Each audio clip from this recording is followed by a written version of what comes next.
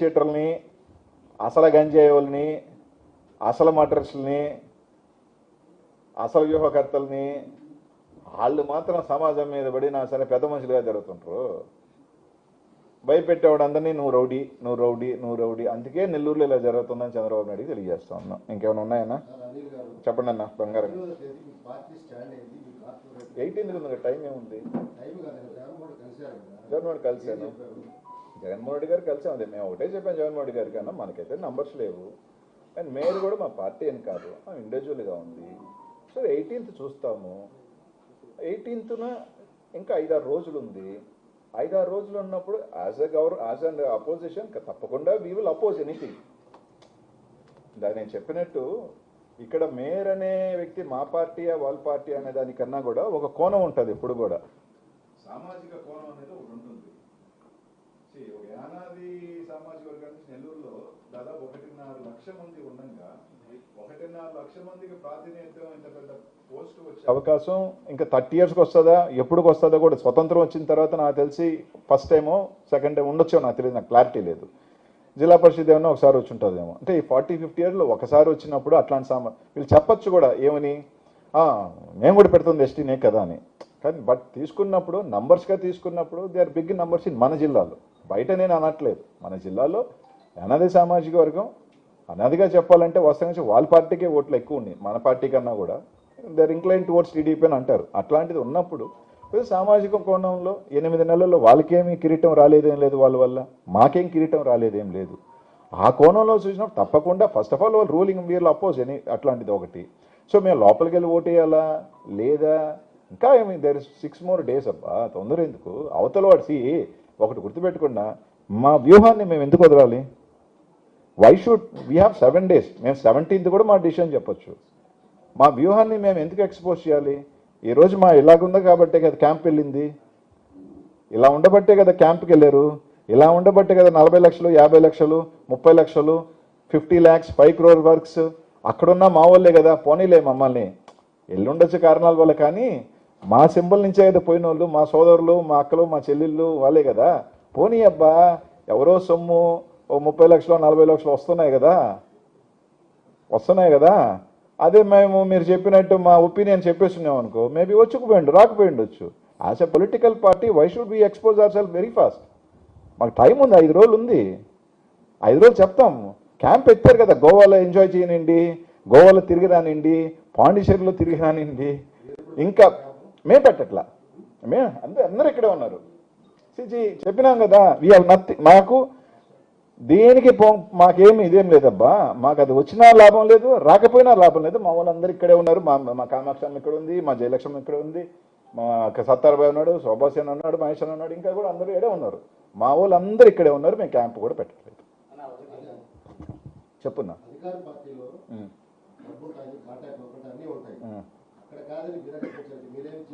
ఏమి ఇవ్వాల్సిన అవసరం లేదు. జగన్మోహన్ రెడ్డి అనే నాయకుడు మీద ఒక నమ్మకం. రెండోది, మీ మీద నమ్మకం లేక ఇప్పుడు ఒక మనిషి నీ దగ్గరకు వచ్చానన్నా, నీ దగ్గరకు వచ్చిన అన్నీ నీ దగ్గర ఉన్నాయి, బలం నీ దగ్గర ఉంది, డబ్బు నీ దగ్గర ఉంది. 100 చెప్పాలంటే వాళ్ళంత డబ్బు మా దగ్గర అయితే లేదు కదా, లేదు. కానీ నీ దగ్గర లేనిది మా దగ్గర ఒకటి ఉంది. ఏంటంటే మీ దగ్గర లేనిది మా దగ్గర ఉన్నది. మీరు మనిషిని పట్టించుకోకపోవటం, మిమ్మల్ని మనిషిని హీనంగా చూడటం. ఈరోజు నేను నిజంగా ఒకటే అడుగుతున్నా, పోయిన కార్పొరేటర్లు అందరినీ మా దగ్గరికి మీరు రావాలనో లేదా, మిమ్మల్ని ఎంత హీనంగా ఎంత నీచంగా మీ వాళ్ళు మాట్లాడుతున్న భాష ఇది నిజం కాదా? ₹1 సాయం చేయాల వాళ్ళు. నెల్లూరు నగరంలో గర్వంగా చెప్తానన్నా 28 కార్పొరేటర్లు ఉంటే ఒక 2-3 తప్ప కౌరవులందరికీ సింహభాగం అనిల్ కుమార్ యాదవ్ కాంట్రిబ్యూషన్ ఉంది. కొందరికైతే 100% కాంట్రిబ్యూషన్ ఉంది. ఇంకా నాకు హక్కు ఉంది.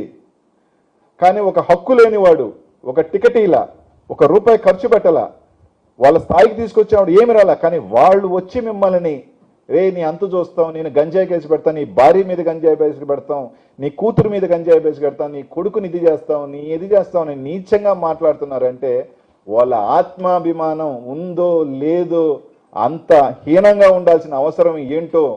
మనిషి పలకరింపు లేదు, వాళ్ళ ఎమ్మెల్యేను వాళ్ళ మంత్రిని చూసే పరిస్థితే లేదు.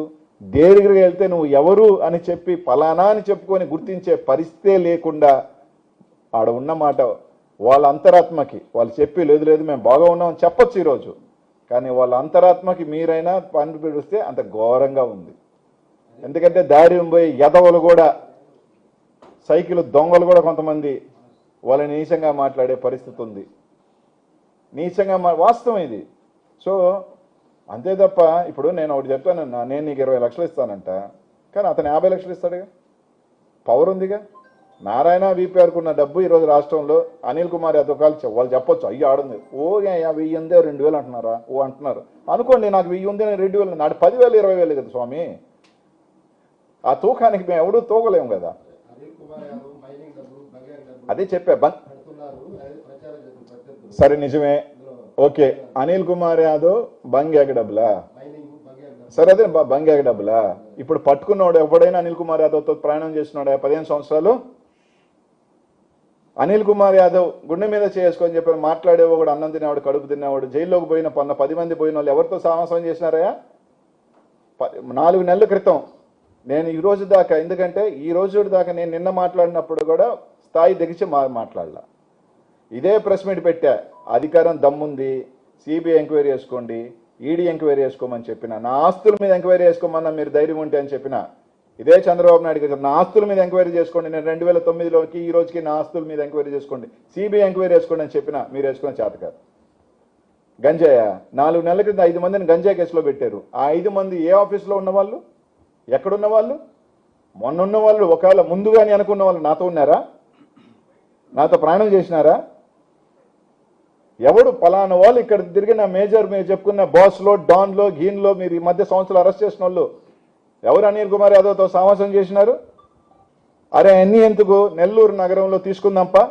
ఇదే నారాయణ విజయభాస్కర్ రెడ్డి పట్టాభి మీద ఏ రోజైనా నా మీద పోటీ చేశారని చెప్పి, ఇంకా నా గవర్నమెంట్ నాతో పనిచేసిన, నాతో గవర్నమెంట్ ఎంప్లాయ్ మీద మీరు కేసులు పెట్టించారు, సస్పెండ్ చేయించారు, నేను ఏ రోజు మాట్లాడలా.